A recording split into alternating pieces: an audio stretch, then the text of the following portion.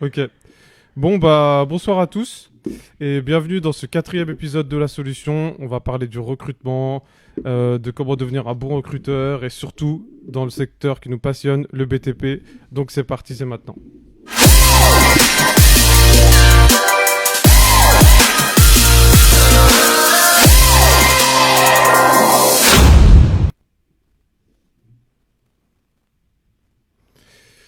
Donc bonsoir à tous les amis. Ça fait quand même une semaine ou deux qu'on s'était pas retrouvés pour cette émission, on va dire bientôt récurrente.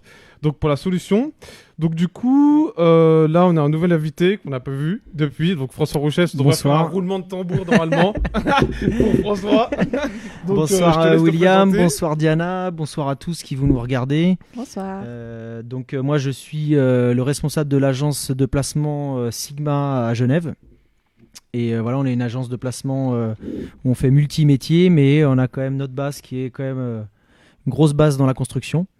Et donc du coup, voilà, c'est pour ça que je suis là ce soir, pour le recrutement de la construction. Impeccable. Voilà. Et Diana, tu veux te représenter un petit peu? Même si je pense qu'on te connaît un peu maintenant. Ouais, présente à la première radio. Donc Diana Pinto, donc je suis en charge des recrutements, notamment sur le second œuvre et un peu le gros œuvre, donc sur Sigma à Genève. Ok, cool. Donc aujourd'hui, on est là pour parler du recrutement, comment devenir un bon recruteur. Donc on va rentrer dans le vif du sujet et on va entamer, en fait, on a trois sujets, on va dire. Donc les 3 sujets, ça va être quelles sont les qualités du recruteur, quels sont les outils du recruteur et comment devenir un recruteur. Donc on va en profiter pour bien débattre là-dessus. Donc on pourrait commencer déjà par le premier sujet. Donc quelles sont les qualités du recruteur selon toi, François?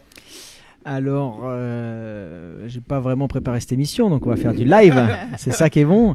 Disons que j'ai, pour ma part, un parcours qui est à la base technique. Je viens des chantiers, j'étais chef de chantier, chef d'équipe, technicien, conducteur travaux.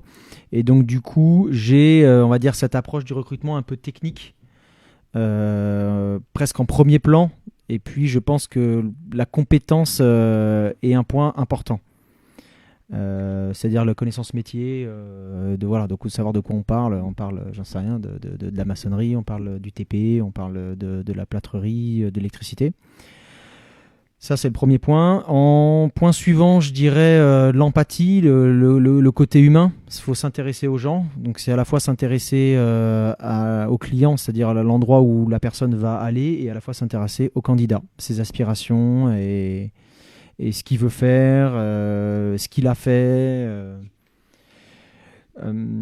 Après, voilà, il y a beaucoup d'autres choses qu'on va évoquer après coup, mais je dirais vraiment ces deux choses-là en premier. En premier, ouais. D'accord, on va dire vraiment quand tu interagis avec un candidat et tout, faut. Ouais, c'est le côté. Une connaissance métier, c'est vrai que ça va quand même. Connaissance métier et empathie. La doublette un peu. Ok. Et toi, Diana, qu'est-ce que tu dirais? Pour ma part, moi je suis moins sur la partie technique comme François. C'est pour ça qu'on est voilà, les bons invités. Là, il y a le yin et le yang. C'est ça. Parce que voilà, moi je suis de formation RH, donc pas du tout du métier technique. Après, justement, en formation RH, on nous apprend à recruter, à être des recruteurs et justement avoir une vision des choses, de pouvoir s'adapter et pouvoir recruter des personnes sur tout type de métier, même si on n'a pas la connaissance spécifique au métier.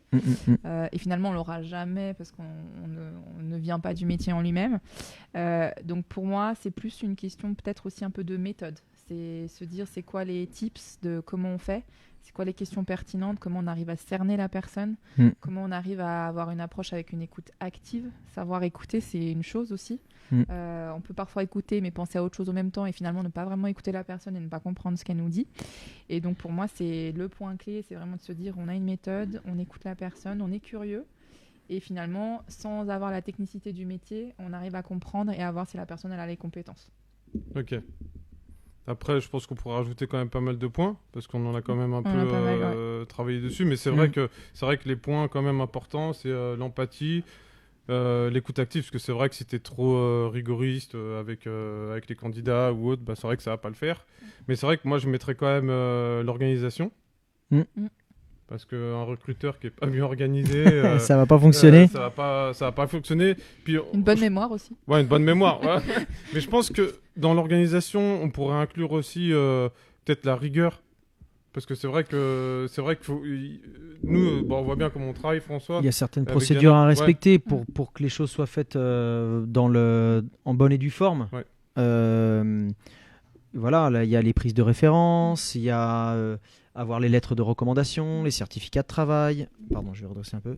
Il y a la manière dont on prend un entretien, il y a des signatures de documents d'inscription ou en tout cas de documents de confidentialité. Il y a toutes ces choses-là qui sont aussi importantes et qui font qu'on fait un bon recrutement et derrière qu'on est crédible auprès du client ou si on fait un recrutement interne auprès de notre hiérarchie et de notre équipe, de savoir oui, on a recruté quelqu'un. En revanche, c'est quelqu'un dont on est sûr entre guillemets parce que on a fait toutes ces démarches-là et qu'on a respecté aussi la protection des données. Plein de choses de ce type. Exactement. Voilà. Donc, parce que quand même, quand on a un gros volume de candidats qui arrivent, quand on met des fois une annonce, on se trouve un peu submergé, faut trier, des fois on se retrouve un peu même perdu, je dirais, si on prend pas, si vraiment on s'organise pas comme il faut. Et puis même des fois on prend pas bien les bonnes informations. Comme moi j'ai noté aussi un autre sujet, donc c'est la communication quoi. Tu vois. Il faut savoir s'exprimer, que ce soit à l'oral, à l'écrit. On a des mails, on peut faire même des WhatsApp avec des candidats, c'est pas un problème. Il faut juste arriver à trouver le bon canal de communication avec les personnes pour faire le deal à la fin finalement, pour que la personne puisse, je sais pas, démarrer une mission ou démarrer un emploi chez nous. Après, chacun aussi sa méthode d'organisation. On n'est pas tous les mêmes organisés dans notre cerveau, on va dire. Il y a ceux qui sont plutôt écrits, ceux qui ont plutôt des suivis, ceux qui sont WhatsApp. Donc je pense que c'est aussi se trouver c'est quoi sa meilleure méthode pour mémoriser, on va dire, le candidat. Parce que souvent on en voit beaucoup, donc un peu, on va dire, à la chaîne, même si j'aime pas ce terme, mais de se dire comment est-ce qu'on peut faire pour identifier la personne et se mémoriser, si on a un contact 3 mois après, qu'on soit capable de se rappeler de cette personne et finalement avoir sa propre organisation mentale, devrais-je dire. Je sais pas si on en parle après, mais tu parles d'organisation, effectivement. Surtout nous, dans le monde de l'intérim, on est amené à gérer tellement de sujets à la fois. C'est ça.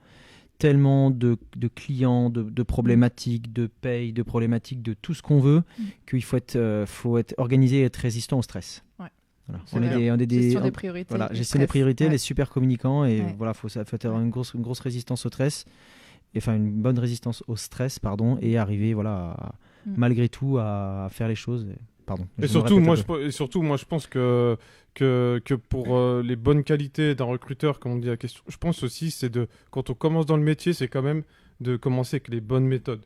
Je pense que si on commence avec les bonnes méthodes, sur la durée, on peut perdurer, parce que c'est vrai qu'on peut se retrouver un peu dans une situation de burn-out après, parce qu'on capte tellement d'informations, ça arrive de tous les côtés, c'est sûr. et on se perd. Donc ça, c'est un point, l'organisation. Après, avec Diana, qu'on a préparé un peu l'émission, on a mis aussi, t'as mis la détermination.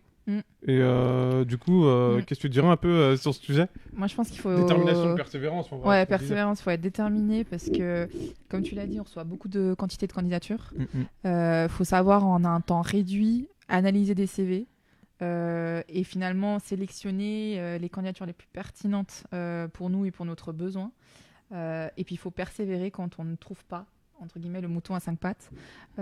Donc, pour moi, vraiment, recruteur, c'est persévérer pour trouver la bonne personne et puis pouvoir dans l'organisation se dire j'ai la bonne méthode pour être le moins sur plein de choses à la fois et finalement sélectionner au mieux les candidats. Ok. Toi, tu dirais quelque chose sur la détermination, François ? Ouais, j'ai cette vision aussi un petit peu, on va dire business, c'est-à-dire répondre aux besoins du client. Et en fait, quand un client a un besoin, et il faut qu'on se plie en 4 pour y arriver, c'est notre mission. Et se plier en 4, c'est ne pas lâcher l'affaire. Si le client a besoin d'un électricien, en fait, on doit tout faire pour réussir à trouver une solution à apporter au client. Donc c'est la solution par trouver un électricien, mais peut-être si le gars n'est pas là demain, peut-être après-demain, ou pour lundi, ou si un gars a moins de boulot dans une autre société, peut-être négocier avec l'autre société pour que le gars puisse finir un peu plus tôt et démarrer chez un autre client. Enfin voilà. C'est la détermination. Parce que c'est trop facile sinon de dire désolé, J'ai pas. désolé monsieur le client, je n'ai pas. Et puis en plus là il est 17h, voilà, bonne soirée, on se rappelle demain. Donc ouais, C'est pas dans notre ADN. Après, c'est voilà. clair. Donc des fois on se met quand même en situation, je dirais, on sort de notre zone de confort quoi. Complètement. Pour vraiment y arriver quoi. Assez régulièrement, ouais. Ouais. C'est ce qui fait la beauté du métier. Ouais, c'est ça, c'est la petite dopamine qui va avec. On est d'accord. Après bon, peut-être qu'on se retrouve dans l'organisation, parce qu'on a mis savoir questionner, savoir structurer un entretien. Bon, c'est vrai que savoir questionner, c'est quand même un point très sérieux. C'est même au-delà de l'organisation, c'est comment comment trouver le bon candidat pour la bonne mission. Donc, il faut quand même avoir des questions pertinentes pour bien cibler la personne, je dirais. Et surtout pas se dire après coup, on a oublié de lui poser une question qui était hyper pertinente. C'est toujours mieux de se dire c'est quoi les questions types sur lesquelles on ne peut pas passer à côté. Donc c'est très important de s'organiser d'un point de vue aussi structure d'entretien. Ouais, donc c'est vrai que quand on commence bien, disons c'est des méthodes de travail. Méthode de travail, ouais. On améliore de façon constamment. Bien sûr. Ouais. Mais voilà, je pense qu'on en a quelques-unes. On peut avoir une méthode par rapport au côté humain, comme on a discuté l'autre jour. On en parlait avec Diana. Je sais pas, est-ce que la personne qu'on recrute a le permis? Est-ce qu'il a une voiture? Est-ce qu'il a des contraintes de garde d'enfants? Il y a des choses comme ça qui sont importantes à savoir. Est-ce qu'il parle? Quelle langue il parle? Ouais, par rapport aux clients, parce que il faut qu'ils puissent communiquer. Et après, il y a le côté technique. Mais comme on le dit, voilà, 50% le savoir-être et 50% le savoir-faire. Mais si on fait que l'entretien technique et qu'on se penche pas sur le savoir-être et sur la personne, on peut avoir des surprises. Exactement. On peut avoir des surprises, des loupés et du mécontentement pour tout le monde. Ok. Ensuite, on a noté la confiance. Sur la confiance, peut-être un mot ou deux à dire dessus, Diana, peut-être? Je pense qu'il y a plusieurs manières de l'aborder. Moi, je dirais plutôt même confiance en soi en tant que recruteur. Je dirais notamment, par exemple, dans l'intuition. On a eu des exemples assez pertinents ces derniers temps, où parfois on a une intuition et souvent on ne se l'écoute pas. Et finalement, peut-être que si on aurait plus confiance en soi dans sa intuition, on arriverait peut-être à mieux cibler certaines personnes. Et puis, je pense que ça peut être pertinent. Après, c'est quand même difficile. C'est difficile. On n'a pas tous une bonne intuition. Non, mais même au-delà de l'intuition, quand le candidat il te dit en face, parfois, il y a des choses où on voit assez bien des personnes qui peuvent aussi mentir dans ce qu'ils disent. Et finalement, l'intuition, au moment où on dit c'est pas cohérent, finalement, si on creuse, on voit tout de suite s'il y a quelque chose qui colle pas. Donc je dirais qu'il faut quand même, tu vois, dans une légère intuition, pouvoir être confiant avec soi-même et se dire là je le sens pas. T'as eu je crois que t'as un exemple à nous donner. On a des petits messages. On a des petits messages sur le live. On a Anthony Cardozo qui nous propose ses services pour être recruteur bâtiment. C'est bon, merci Anthony pour ta proposition. Anthony, t'es un bon. En tout cas, félicitations pour ton embauche. Donc petite anecdote pour Anthony, c'est un gars qui a postulé par Infectus. Il est venu dans le bureau, on l'a accueilli. Lui, il a dû déposer sa DEM pour venir travailler à Genève, en Suisse. Et il est arrivé, je crois que quelques jours plus tard, il a commencé dans une entreprise, chez un client à nous. Et puis après, il a réussi à se faire embaucher. Je pense 6 mois plus tard, ou quelque chose comme ça. Il pourra nous le confirmer dans les commentaires. Mais en tout cas, c'est super. Franchement, je suis super content pour toi, Anthony. Donc... Je vois aussi que Cordier de Sigma. Il y a Meryl. Il y a M. Meryl. Meryl, bientôt c'est ton émission et tu sais qu'on va parler des tunneliers. Ça va être super. On va faire ça à Lyon. Mais ça va être génial. Une bonne qualité qu'on en a parlé, c'est le feeling. Ah, il a dit ça, Meryl? Ouais, c'est vrai. Juste le feeling. Disons que j'ajouterais sur ce qu'a dit Diana, ça peut être opposé. On parle d'une méthode où on pose des questions ciblées sur la technique ou sur le savoir-être. Et après, à côté, on parle de feeling. Mais il faut arriver justement à faire un peu de se faire son opinion sur les questions qu'on a posées, les choses où ça peut paraître top sur la technique, ça peut paraître top sur le savoir-être, mais il y a un feeling qui passe pas, il y a un truc bizarre. Et après, c'est un peu le flair, ça peut être un peu, j'en sais rien, le fameux flair du douanier ou j'en sais rien, mais faut savoir aussi s'écouter. On n'a pas d'obligation morale de prendre un tel ou un tel. Faut savoir aussi s'écouter parfois et de se dire, je le sens pas et je préfère ne pas aller de l'avant avec ce candidat parce qu'on va être déçu ou on a un risque d'être déçu. Bon, des agences, des entreprises, il y en a 1000 sur la place de Genève, il y en a 1000 dans toute l'Europe, donc le gars retrouvera du boulot, je veux dire, mais Oui, c'est clair, c'est Faut clair. savoir s'écouter. Ouais, de des temps fois, en savoir temps. s'écouter, comme la dernière fois, on aurait dû. Pour raconter des petites anecdotes, ça peut être sympa. Donc, et ensuite, Témoignage. ensuite, on a mis la force de persuasion. Donc, après, c'est vrai que ça se regroupe un peu avec la détermination. Oui. Enfin, c'est un peu. Bon, après, la force Oui de et non. persuasion, c'est un peu Ouais, c'est différent. différent. C'est-à-dire qu'il faut quand même bien vendre notre service. Des fois, il y a des super missions qu'on vend peut-être pas très bien. Enfin, voilà. Je pense que ça fait partie de ça aussi, non? Il y a des manières de présenter les choses. Voilà. C'est-à-dire que c'est sûr que voilà, nous on est dans une agence à Genève, on a certains clients comme là, un client, une entreprise de gros œuvres nous appelle, j'ai besoin d'un grutier demain pour un jour. De base, ça intéresse pas grand monde une mission d'un jour. Non. Par contre, le candidat, il a une réflexion intelligente et c'est peut-être aussi à nous parfois de présenter ça. On dit au candidat, bah, tu as la possibilité de te faire connaître dans une entreprise qui ne te connaît pas par une journée de travail ou par une semaine de travail. Si tu fais bonne impression, peut-être ils penseront à toi pour la suite pour des missions plus longues. Et plutôt que dire oh là là, bon, c'est une mission merdique, c'est une mission d'un jour, tu la prends ou pas. Voilà.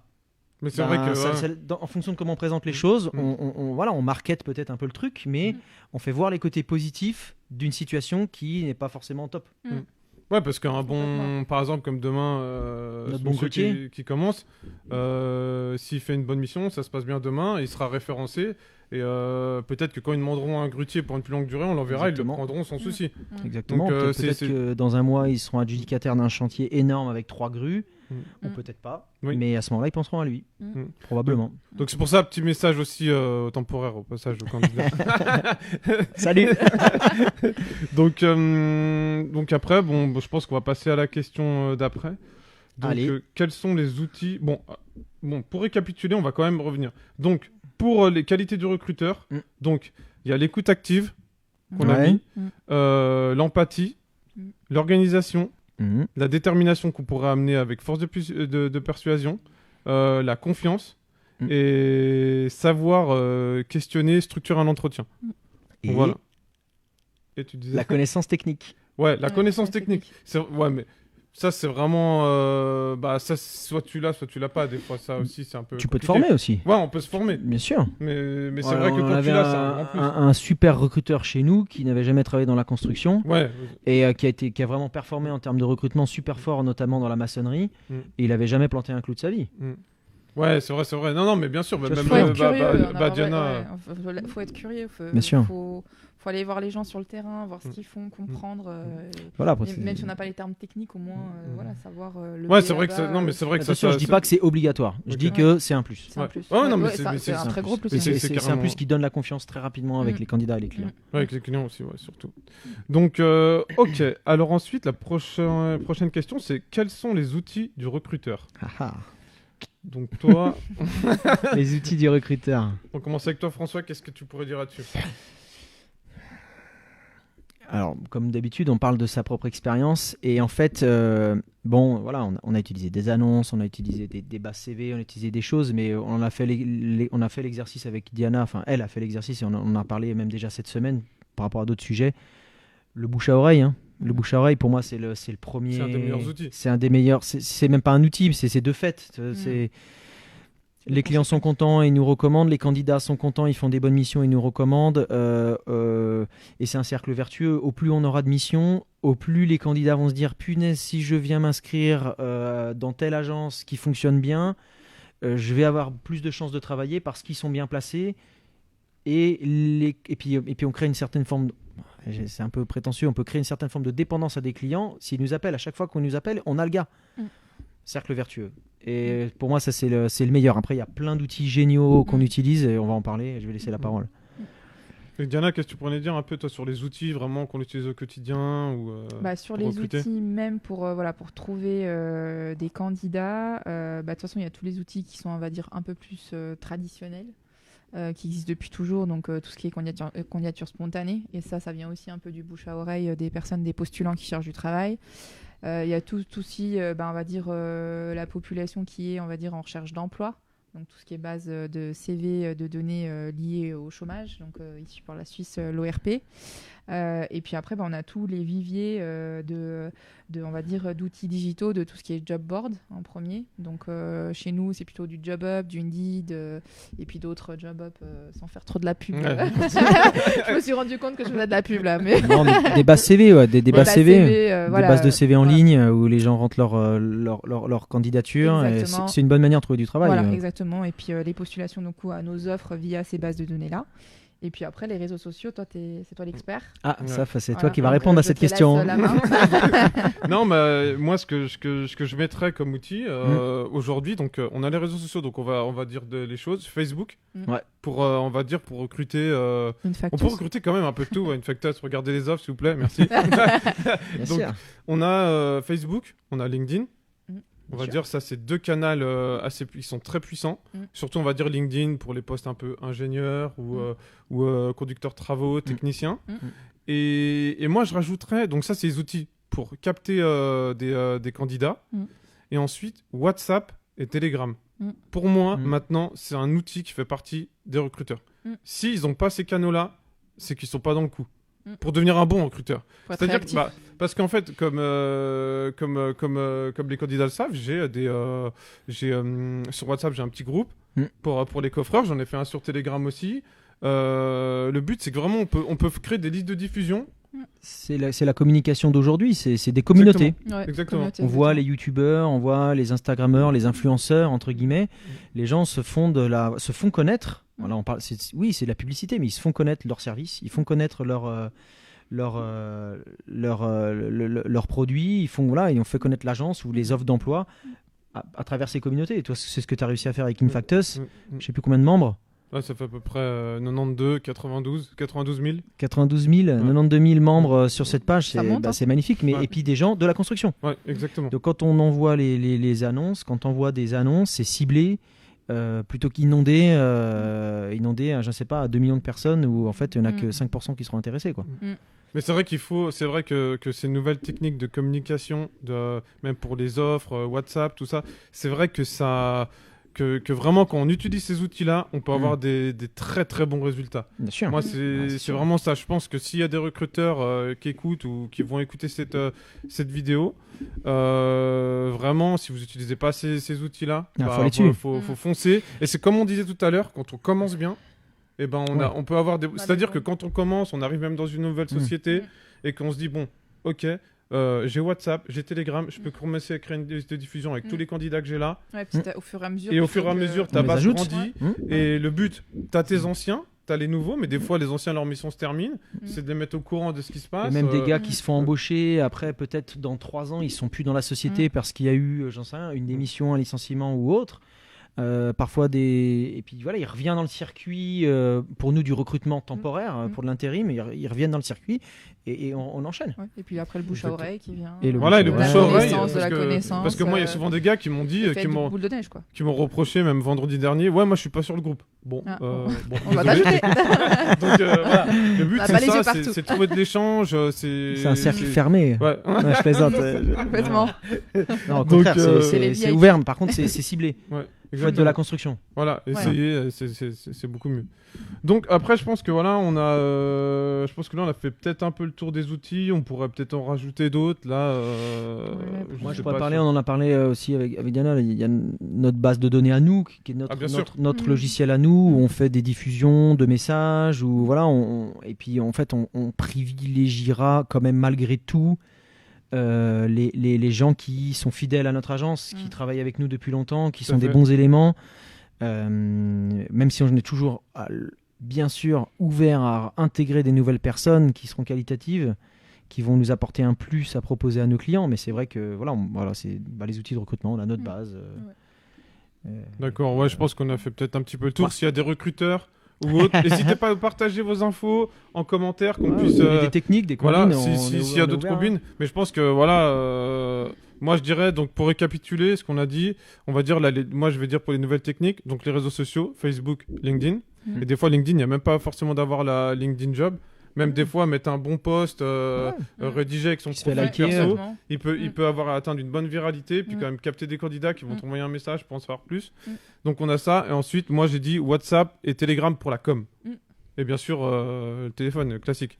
Et ensuite, toi, Diana, t'as dit les job boards, c'est ça? Et Les puis, job boards, sites internet, les postulations sur les offres, les bases de données du chômage.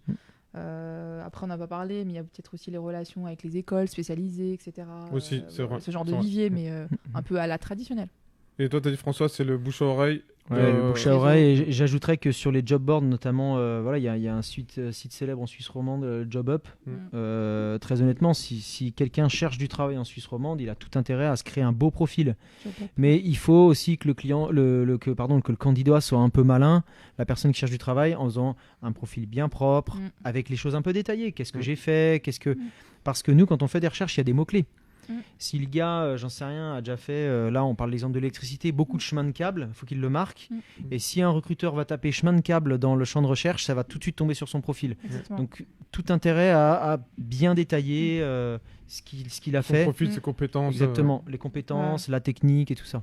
Ça, on peut faire une radio. Comment faire un CV. Ah bah, non, mais là, on pourra faire quelque chose de sympa. Non, mais c'est vrai. Comment le candidat peut se mettre en avant, toutes ces choses-là. C'est vrai qu'il y a des gars, ils nous envoient des trucs, c'est impressionnant parce qu'on se dit, wow, les gars, vraiment, il est chaud, il sait comment se mettre en avant. Et puis, il y en a des fois, c'est un petit peu moins. Le CV sans nom. Bon, quoi. Donc, il a déjà reçu ce CV sans nom. Ouais, CV sans nom. Et le fameux aussi, je vous en ai peut-être jamais parlé, mais le fameux CV de coffreur-brancheur aussi. Ah ouais. Donc, voilà, qu'il est resté célèbre pendant pas mal d'années, pas mal de mois dans notre agence. Voilà. En l'occurrence, le gars était très bon. Ouais, donc c'est ça aussi. Faut c'est pas qu'il ne faut pas s'arrêter là. Il y a marqué coffreur, brancheur. Le gars, en l'occurrence, maîtrisait pas trop le français et franchement, c'était un top gars. Ouais. C'est clair. Et parfois un super bon CV finalement. Par rapport à un moins bon, mal fait. C'est à nous. Après, c'est à gérer après. L'œil laser. Exactement. L'œil du recruteur. Donc, ok, donc on est revenu sur les outils du recruteur. Donc, on va entamer notre dernier sujet. Donc, c'est comment devenir recruteur. Donc, c'est-à-dire, moi, je trouve que c'est une bonne question. Et en fait, il y a plusieurs formes de recruteurs. Nous, on a énuméré tout à l'heure avec Diana. Donc, il y a les recruteurs en agence d'intérim, en agence de placement. Il y a les recruteurs en interne dans les boîtes. C'est-à-dire, tu vas travailler pour un grand groupe ou des fois même pour une boîte une PME plus modeste. Et il y a les indépendants. Donc, c'est-à-dire qu'on a peut-être chasseurs de tête ou on pourrait les appeler comme ça. Et bien sûr, c'est vrai que nous on a beaucoup parlé de l'intérim parce que c'est vrai que c'est notre métier, mais il y a aussi toute la partie, on va dire, recrutement pour rechercher des gens en fixe. On va développer ça. C'est une partie qu'entre guillemets, on a moins nous là autour de la table au quotidien, au sein de notre agence, au sein de notre groupe Sigma, on a un gros team recrutement fixe, chasse de tête. Peut-être qu'on fera une radio dessus d'ailleurs. C'est clair. Non, mais c'est clair. Mais voilà, mais parlons-en. Toi, Diana, donc au niveau on va dire de la scolarité normale pour arriver à être recruteur, toi, on avait énuméré des choses. Est-ce que peut-être on pourrait en parler? Pour moi, il y a deux voies et on l'a un peu dit au début de l'émission. C'est qu'il y a la voie un peu diplôme RH, qui est mon cas. Qui nous apprennent, on va dire, à recruter en partie, ça c'est qu'une partie de la formation, mais qui nous apprennent à recruter, à avoir les méthodes, à avoir les questions types, toutes les méthodes qu'il peut y avoir, que ce soit en France ou en Suisse, on peut trouver plusieurs formations de RH. Et puis après, il y a la voie vraiment être issu du métier et finalement avoir une connaissance tellement pointue du job qu'on devient recruteur, on va dire, plutôt du coup comme toi François. Et finalement, je pense que c'est deux voies qui sont complètement différentes, mais qui sont les deux qui t'amènent à pouvoir recruter, que ça soit dans le tempo, dans le fixe, en agence temporaire, en interne dans les entreprises. Après, on voit peut-être moins en interne dans les entreprises des personnes issues du métier et plus des RH, mais je pense qu'il y a des passerelles qui peuvent se faire quand même. Il y a une voie aussi, surtout dans le recrutement temporaire, qui est la voie du commerce. Aussi, oui. Qui peut avoir aussi ses défauts, très honnêtement. Qui peut être à la fois une très belle voie, mais à la fois avoir des défauts, des gens qui veulent absolument vendre. Et en fait, dans notre métier, si on veut trop vendre, ça marche pas. On la sortira la punchline tout à l'heure. Si on veut trop vendre, ça marche pas. Ouais. Si on veut trop vendre aux clients ou trop vendre aux candidats, promis, c'est une mission jusqu'à la fin de l'année. Mensonge. Voilà. Promis, c'est le meilleur gars. Il saura apporter un plus pour votre entreprise. Voilà. Promis, tu seras augmenté de X. Donc, je dirais que et la voie du commerce elle peut avoir ces travers-là. Même si on a dans notre équipe quelqu'un, Jordan, qui était dans une autre, qui vient lui de la voie du commerce et aussi un peu de la construction, il fait très bien son travail, mais c'est vrai voilà, la voie du commerce, on voit parfois chez certains confrères ou d'autres, il faut pas trop vendre. Voilà, faut pas trop toujours vendre. Ouais, c'est clair. Moi, je dirais, moi, je rajouterais que c'est vrai que c'est quand même une base de réseau, on va dire. C'est-à-dire que s'il y a même un très bon coffreur qui a quand même un très bon réseau, Bien qui sûr. connaît beaucoup de monde, non mais c'est vrai. Parle de toi. Ouais, je pourrais parler de mon cas. Mais Non, qui a on en quand connaît même- d'autres, on en connaît d'autres. Voilà, exactement, mais Bien qui sûr. ont un bon réseau, qui savent se mettre en avant aussi, enfin, je veux dire, qui savent, c'est-à-dire qu'ils savent bien, qui connaissent bien le métier et tout. Bah, je veux dire, ces gens-là, c'est vrai que si tu as un bon réseau, que tu sais te servir un peu des outils informatiques, tout ça, tu peux très bien les candidater, je pense, dans une agence. Bien sûr, d'entrepreneurs. bien Tu sûr. vois. Bien Les gars, sûr. ils se diront, bah là, on a peut-être quelqu'un d'intéressant, il connaît les boîtes du coin, Il connaît le métier, voilà, il connaît a le du métier. réseau candidat. Il a un réseau, je pense que voilà, il Il est motivé. il aura un peu Bien sûr. une step de formation, une grosse étape de formation, mais après, je pense qu'il peut s'engager. Et puis même en indépendant. Parce que c'est-à-dire en indépendant, moi je pourrais parler un peu de mon cas perso, c'est-à-dire que ça s'est passé comme ça, un bout de réseau, je connais quelques clients, je leur parle, je leur demande, voilà, j'ai un coffreur, machin, tout, et voilà, ça se fait petit à petit. Donc, je veux dire, moi je pense que pour être recruteur aujourd'hui, il y a les diplômes, certes, mais c'est vrai qu'avec avec la connaissance, même un bon électricien, qui a un réseau d'électriciens, ou un plombier, ou un truc comme ça, Bien sûr, il peut se lancer dans cette voie-là. Ouais. bien sûr. C'est pas figé, il y a beaucoup de voies Exactement. pour y accéder. Après, il y a le placement fixe, mais c'est vrai que le placement fixe, c'est quand même un peu plus particulier, je dirais, parce que c'est... On voit aussi un peu le même... Faut être grave déterminé aussi. Parce que c'est vrai que tu places Ah un là, peu la moins détermination, elle doit être forte. Hein. tu places Ouais, je beaucoup pense que, moins ouais. quand on Ça, faut qu'on fasse une radio là-dessus avec Ah, mais Mathieu. ouais. Ouais. Qu'on Ah, fasse une mais radio, ça, parce c'est que lui, clair. c'est le spécialiste chez nous. Et il connaît du bout en bout. Mais c'est que nous, aujourd'hui, autour de la table, qui sommes quand même, malgré tout, plus du milieu de l'intérim, voilà, on maîtrise, on peut en parler. Et il y a beaucoup de profils différents qui sont en capacité de faire ce travail. Exactement. Mais malgré tout, c'est assez sélectif parce qu'on peut parfois aussi tenter et ça ne fonctionne pas. Voilà. On a parlé des qualités avant. C'est clair, c'est Il clair. faut résister au stress, il faut une grosse capacité de travail. Voilà, il y a toutes ces choses-là. Ouais. Mais quand on veut, et qu'on a envie, on peut y arriver. Ah, mais bien Quand sûr, on a un bien sûr. rêve, Moi, ou je quand pense on a que- voilà, quand on a moi, un je pense que objectif, bien sûr. On a des pour- exemples autour de nous. Ah, mais c'est clair. Mais pour vraiment pour des gens qui veulent un peu des fois parce que c'est vrai le chantier quand tu commences à faire 10, 15 ans, 20 ans Bien sûr. des fois que ça peut être une reconversion. une reconversion Bien professionnelle et je trouve que ça peut être une très belle une très belle reconversion, tu vois. Donc je pense que c'est intéressant des fois d'aller dans cette voie-là. Et en plus et c'est bien parce que moi je trouve que c'est des très bons recruteurs les mecs qui viennent du métier. Qui ont un petit réseau et tout. Donc moi je pense que là on a quand même fait un peu un tour de la question sur vraiment un peu les qualités, les Ah, il y a les outils. langues aussi. On n'a pas parlé des langues.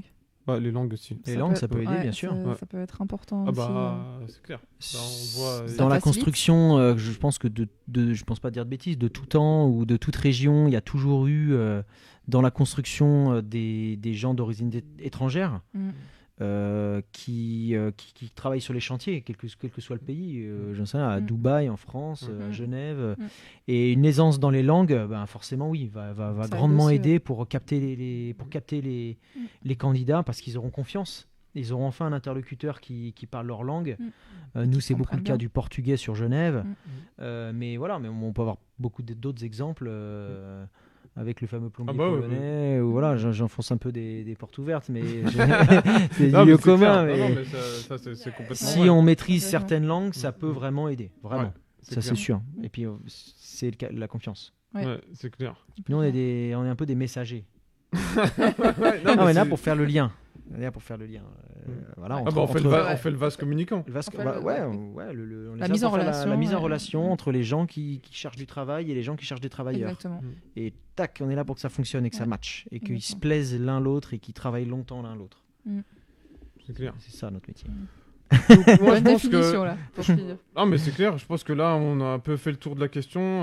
Peut-être que toi, tu aurais un truc à rajouter sur les qualités d'un recruteur ou... Non, ou autre, on a ou- balayé les différents sujets. S'il y en a qui sont intéressés, ils peuvent nous contacter. On peut parler en message privé, Mhm. ou voilà, ou par la page Infactus. Mhm. Après, Moi, je pense qu'on a un peu évoqué, vraiment, parce que voilà, après, c'est l'organisation, enfin, je veux dire, il y a tellement des trucs qui sont clés dans ce métier qui font il y a performer. beaucoup de choses, beaucoup de choses, Et beaucoup de puis choses. ouais. Donc ouais, je pense qu'on a fait un peu le tour. Moi, pour ma part, j'ai pas trop de trucs à rajouter, vraiment pour les recruteurs. Après, je pense on refera un épisode en parlant peut-être plus des clients. Tu vois, Ouais, bien sûr, avec comment plaisir. capter des nouveaux clients, comment gérer... Plutôt business, approcher l'approche de certains clients et ouais, tout ça. business, Avec tu vois, je pense que plaisir. ça peut être super intéressant, tu plaisir. vois, avec Jordan. Ouais, Tu vois bien sûr. Donc voilà, je pense que là on va peut-être arriver à la fin de cet épisode. On a fait combien de temps là, à peu près plus On a d'une le- demi-heure On a le presque. chronomètre Tu vois. ici. On a fait plus d'une 37 minutes 37 minutes. d'émission, je pense qu'on est Voilà. pas mal. Donc on est pas mal. Et ben écoutez, en tout cas, merci à tous de nous avoir Merci. suivis en direct. Merci C'était de nous avoir vraiment suivis. super sympa. N'hésitez pas à relayer cette vidéo, la partager. Et puis si vous avez des amis qui veulent faire recruteur qui regardent cette vidéo, la partager, etc. Et puis on reviendra pour un prochain épisode. Je pense qu'on va parler des clients, comme on disait là. Et Avec plaisir. ça va être super sympa. Voilà. Donc voilà, On fait on une vous dernière souhaite- présentation pour Ouais, ceux qui bah, sont arrivés à bien la sûr, bien fin. sûr. Donc, ah ouais, bien sûr, le call to action. Pas oublier. Ah oui. Voilà. Si vous recherchez du boulot, les gars, en Suisse, à Genève ou même dans le canton de Vaud, il faut pas hésiter. Je vais mettre dans les commentaires les liens du site, Bien sûr. les adresses mail. On mettra aussi les adresses mail perso. Donc Ouais, François, bien sûr. qui s'occupe de la construction, notamment du gros œuvre. Voilà, Et, du gros et du œuvre, GC. bâtiment, travaux publics, génie Voilà. civil, c'est ma spécialité. Voilà. Je suis le responsable de l'agence et dans l'équipe que je gère, il y a aussi toute la partie seconde œuvre, Voilà. charpente, étanchéité, couverture, sanitaire, tout type de métier de la construction. Exactement. Donc, on si mettra. vous cherchez, ouais. n'hésitez pas à envoyer votre candidature. On mettra les candidatures, on mettra regardera tout, ça avec plaisir. également, on mettra le mail de Diana aussi, qui s'occupe de tout ça, on vous précisera tout. Et puis, donc voilà, quelque chose d'autre à rajouter, François, ou autre? Rien de spécial, voilà. Diana, quelque chose à rajouter? Aussi, voilà, Rien de William, spécial non on plus. l'a pas présenté, hein, t'étais pas présenté, toi. Ouais, Ah, mais tout moi, le monde le connaît. ils me connaissent. Il est là tout le temps. Donc moi, les gars, moi, c'est William Guéperet. Je suis un peu le fondateur d'Infactus, de la page Facebook. Un peu beaucoup. Ouais, un peu beaucoup. Voilà. Parce qu'il y a mon frère aussi qui est dedans, mais il est dans le bac. Il est, Dans l'ombre. Ouais, il est dans Dans l'ombre. l'ombre. Et puis il y a Philippe aussi, notre collègue du Canada, Philippe Guérin. Et donc voilà, bah écoutez, merci d'avoir suivi cet épisode. Merci, bonne Et soirée puis, à vous. et puis on se dit à très bientôt. Merci, bonne soirée. À bientôt.